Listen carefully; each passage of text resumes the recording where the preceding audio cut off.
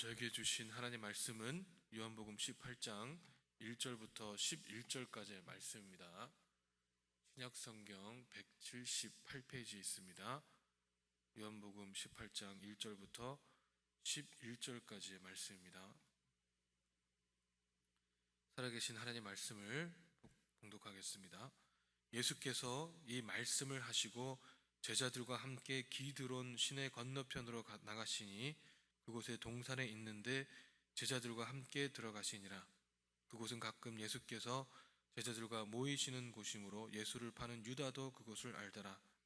유다가 군대와 대제사장들과 바리새인들에게서 얻은 아랫사람들을 데리고 등과 횃불과 무기를 가지고 그리로 오는지라. 예수께서 그 당할 일을 다 아시고 나아가 이르시되 너희가 누구를 찾느냐? 대답하되 나사렛 예수라 하거늘 이르시되 내가 그니라 하시니라. 그를 파는 유다도 그들과 함께 섰더라. 예수께서 그들에게 내가 그니라 하실 때에 그들이 물러가서 땅에 엎드러지는지라. 이에 다시 누구를 찾느냐고 물으신데 그들이 말하시되 나사렛 예수라 하거늘 예수께서 대답하시되 너희에게 내가 그니라 하였으니 나를 찾거든 이 사람들이 가는 것을 용납하라 하시니 이는 아버지께서 내게 주신 자 중 하나도 잃지 아니하였나이다 하신 말씀을 응하게 하려 함이더라. 이에 시몬 베드로가 칼을 가졌는데 그것을 빼어 대제사장 종을 쳐서 오른편 귀를 베어버리니 그 종의 이름은 말고라. 예수께서 베드로를 이르시되 칼을 칼집에 꽂으라. 아버지께서 주신 잔을 내가 마시지 아니하겠느냐 하시니라. 아멘.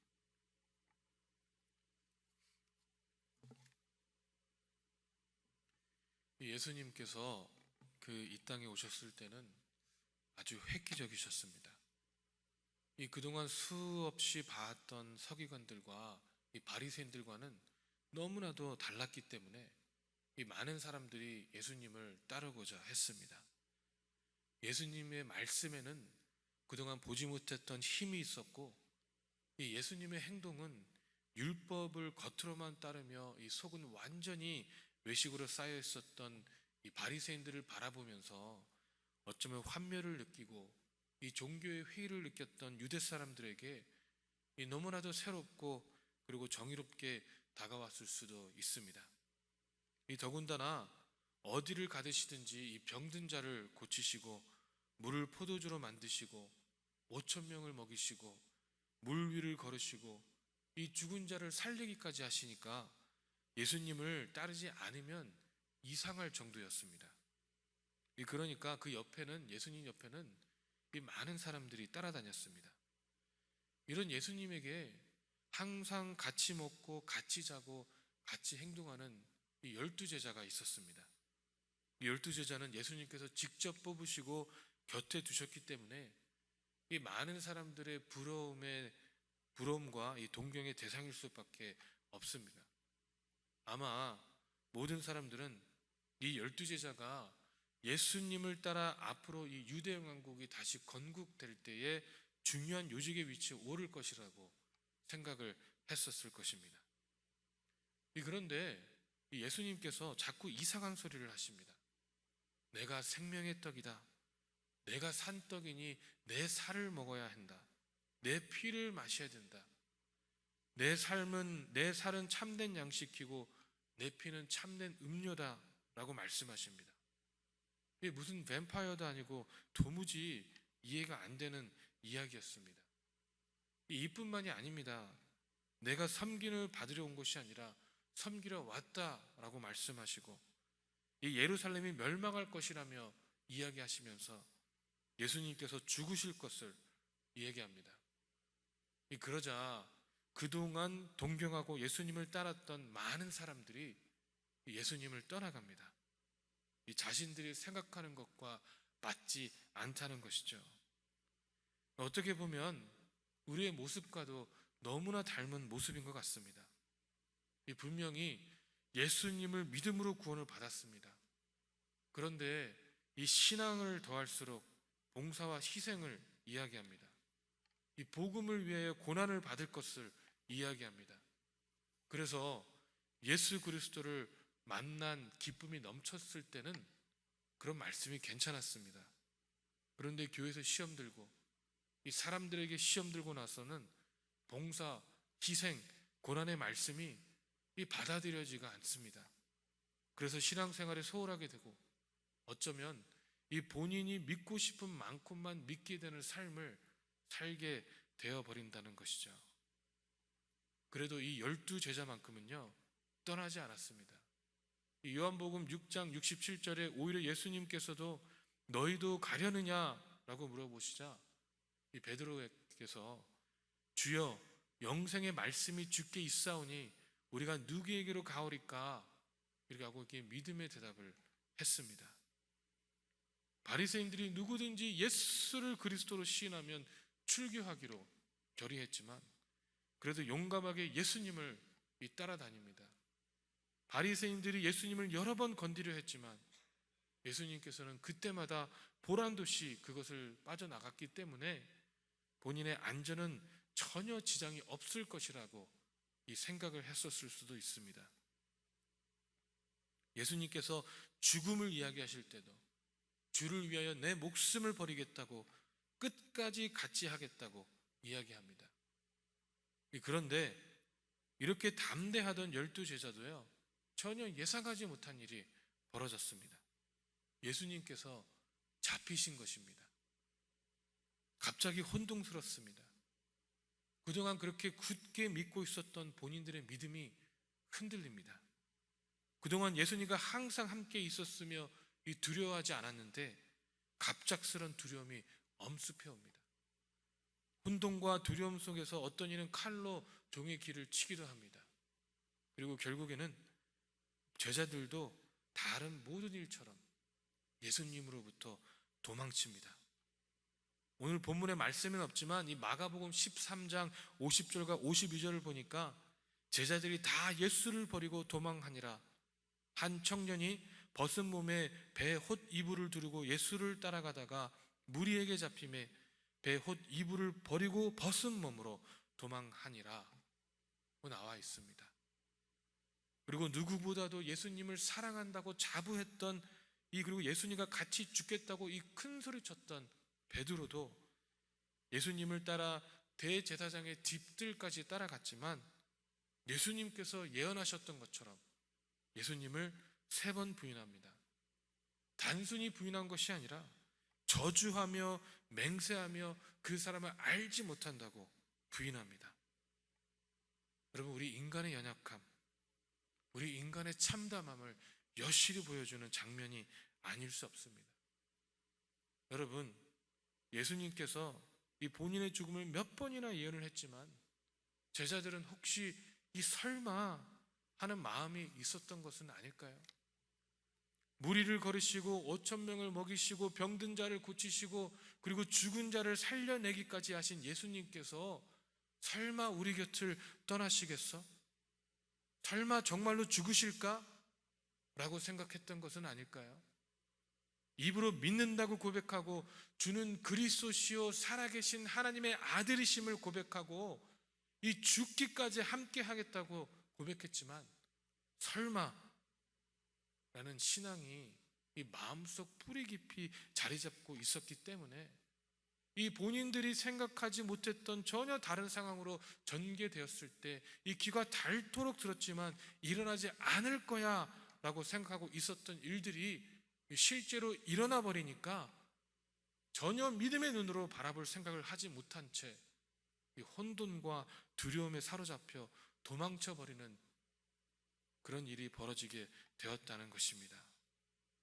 여러분, 혹시 이 제자들의 모습이 우리의 모습과는 다르다고 이야기할 수 있습니까?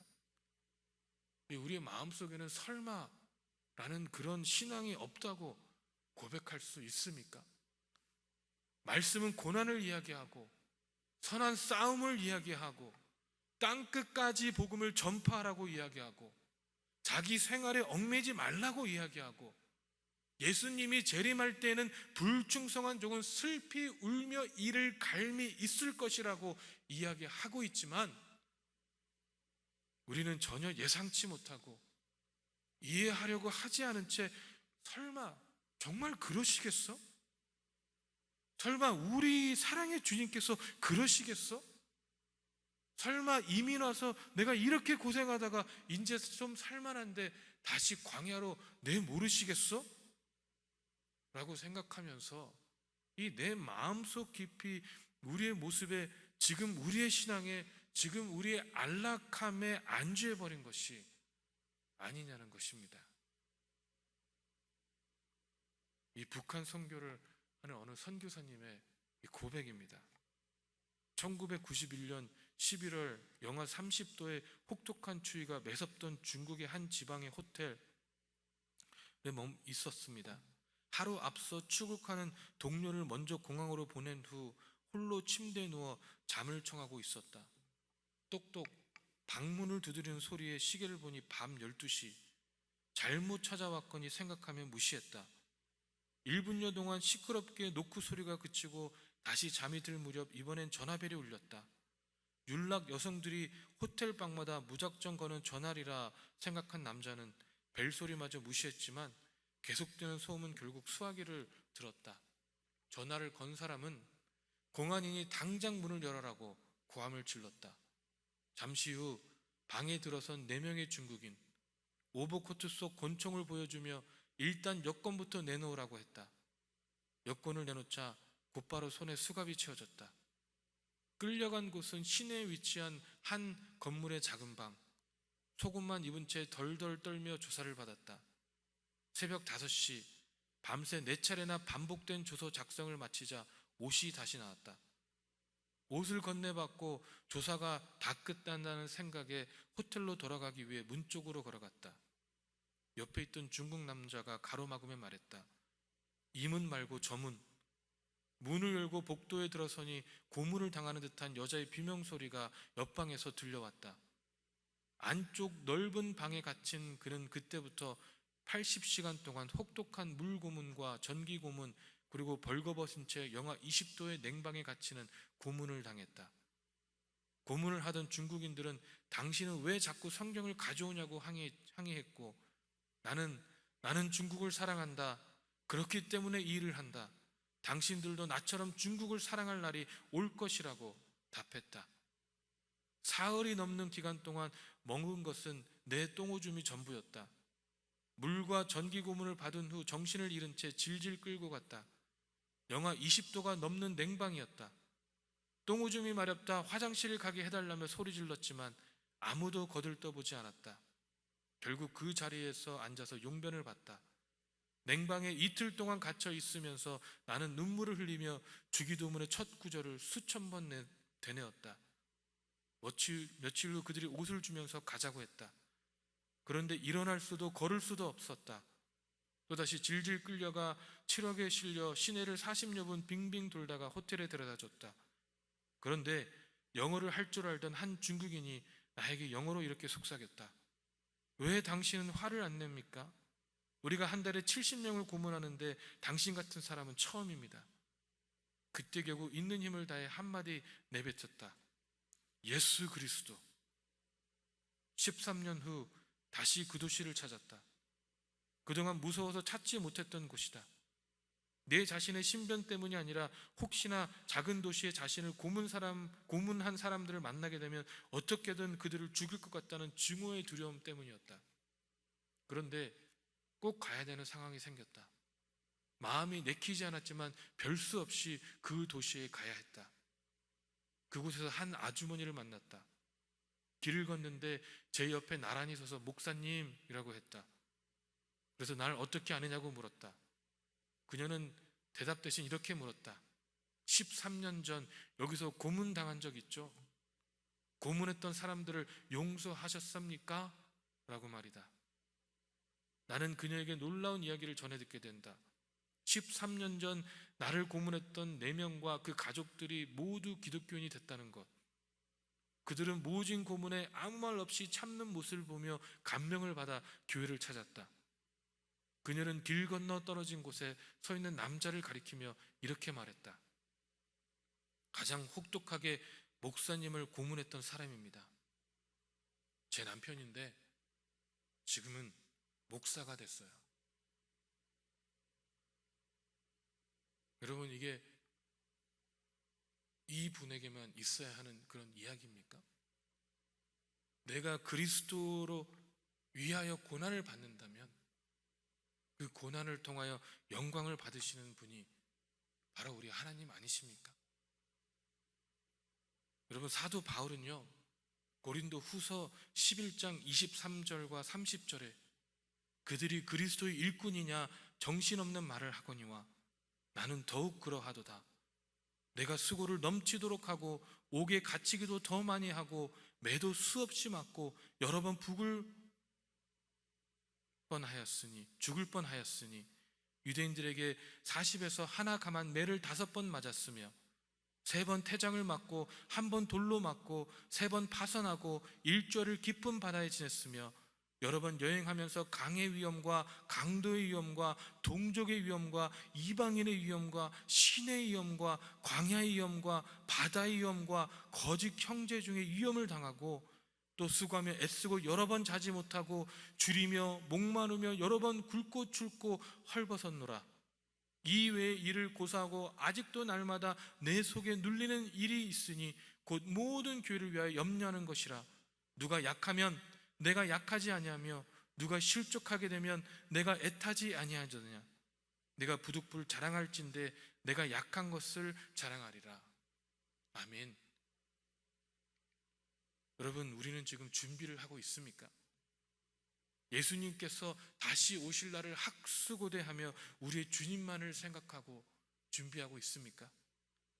우리 예수 그리스도의 고난에 동참할 준비가 되어 있습니까? 이 진심으로 주님의 음성에 귀를 기울이면서 우리 주님께서 내가 어떻게 행하기 원하시는지를 알고 듣고 행하고 있습니까? 여러분, 우리가 준비하지 않으면, 우리가 주님의 음성에 진심으로, 성경의 말씀에 진심으로 귀를 기울이지 않으면 그날에 우리는 제자들과 마찬가지로 혼돈과 두려움에 쌓일 수밖에 없습니다. 여러분, 분명한 것은요, 예수님께서는 우리에게 분명히 말씀하셨습니다. 땅끝까지 복음을 전하라고 말씀하셨습니다. 모든 족속으로 제자를 삼으라고 말씀하셨습니다. 이 땅끝은요, 먼 나라를 잇는 것이 아니라 바로 내 주위에 있는 사람들부터가 땅끝이 아닙니까? 예수 그리스도를 모르기 때문에 죽어가고 있는 영혼들은 다 땅끝에 있는 자들 아닙니까? 예수 그리스도를 모면 이미 심판을 받은 거나 마찬가지라고 성경에서 말씀하고 있는데, 그들의 영혼들을 위해서 우리가 어떻게 해야 되는 것입니까? 그들을 위해서 고난을 받아야 된다면 그 고난을 마땅히 받아야 되는 것이 우리의 모습이 아니겠습니까? 여러분, 아까 말씀드렸던 이 북한 선교사님이요, 저에게 오셨습니다. 작년에 저에게 오셨던 분이세요. 여기서 간증하고 가셨던 분이십니다. 지금도 살아계셔서 아직까지도 북한과 중국을 수도 없이 드러다니며 선교하고 계십니다. 그런 메모진 고난을 받고 북한에서도 죽을 뻔하고 중국에서도 죽을 뻔했지만 그럼에도 불구하고 예수 그리스도의 사랑이 너무나 넘치기 때문에 포기하지 못하는 것이 아니겠습니까? 그 영혼들을 바라보니까 너무 불쌍하기 때문에 포기를 하지 못하는 것이 아니겠습니까? 여러분, 제자들은요, 예수님과 3년 동안 같이 생활하며 예수님과 먹고 자고 마시고 했지만 결국에는 예수님이 붙잡혔을 때 그들의 믿음의 진상이 여전히 드러났습니다. 여실히 드러났습니다. 우리의 믿음은 어떠한 믿음을 지금 가지고 있습니까? 여러분, 오직 진정한 주님의 임재 가운데 거하시길 소망합니다. 흔들리지 않는 믿음 가운데 거하시길 소망합니다. 고난에 기꺼이 동참하며 예수 그리스도의 복음을 위해서 기꺼이 나아가시는 저와 여러분들에게 주님의 이름으로 축원합니다. 기도하겠습니다. 사랑의 하나님, 아버지, 참으로 감사합니다. 저희가 주님의 말씀으로만 나아갈 수 있도록 인도해 주시고, 아버지, 이제는 정말 주님께서 원하시는 길을 따라 쫓아갈 수 있는 저희 한 사람 한 사람 될 수 있도록 축복하시고 인도하여 주시옵소서. 아버지, 우리가 너무 편한 길, 아버지, 우리가 좁은 길을 원치 않냐고 넓은 길을 원하는 것은 어쩌면 우리의 당연한 마음일 수도 있습니다. 하지만 그러나 주님, 아버지께서 분명히 말씀하셨습니다. 좁은 길을 쫓으라고 말씀하셨습니다. 그 좁은 길을 쫓아갈 수 있는, 믿음 가운데 거할 수 있는 저희 한 사람 한 사람 될 수 있도록, 저희 제일 장로교가 될 수 있도록 주님 축복하시고 인도하셔서 아버지, 그날에 우리가 혼돈과 두려움 속에 있는 것이 아니라 그날에 주님 기쁨과 찬양과 아버지, 정말 하나님을 제외하는 그 넘쳐나는 소망 가운데 있을 수 있도록 축복하시고 인도하여 주시옵소서. 우리 주위에 있는 영혼들을 바라보며, 그 죽어가는 영혼들을 바라보며 아버지, 그들을 위해 기꺼이 수고하고 그들을 위해 기꺼이 고난당하고 그들을 위해 기꺼이 주님 앞에 내 자신을 철저하게 내려놓을 수 있는 아버지, 그러한 주님의 자녀들이 될 수 있도록 아버지 축복하여 주시옵소서. 감사드리며 살아계신 예수 그리스도 이름으로 기도했습니다. 아멘. 하늘에 계신 우리 아버지여, 이름이 거룩히 여김을 받으시오며 나라의 마옵시며 뜻이 하늘에서 이루어진 것 같이 땅에서도 이루어지리다. 오늘날 우리에게 일용할 양식을 주옵시고 우리가 우리에게 죄진 자를 사하여 준 것 같이 우리 죄를 사하여 주옵시고 우리를 시험에 들지 말게 하옵시며 다만 악에서 구하옵소서. 되게 나라 권세와 영광이 아버지께 영원히 있사옵나이다. 아멘.